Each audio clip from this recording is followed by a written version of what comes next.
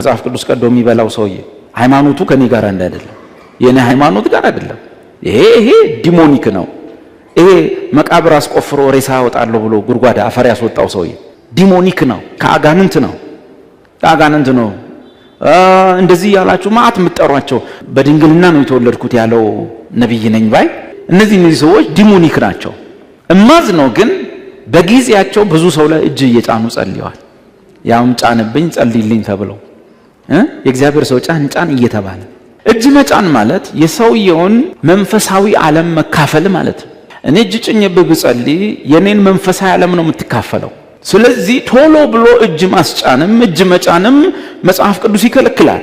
ለተገኘው ሰው ሁሉ የእግዚአብሔር ሰው ጫንብኝ አይባል። ማን ነው? ምንድነው? በምን መንፈስ ነው የሚሰራው? እኔን ሁሉ ለማወቅ ቀላል ነው። እያጠናን ነበረ። በፍሬያቸው እናውቃለን።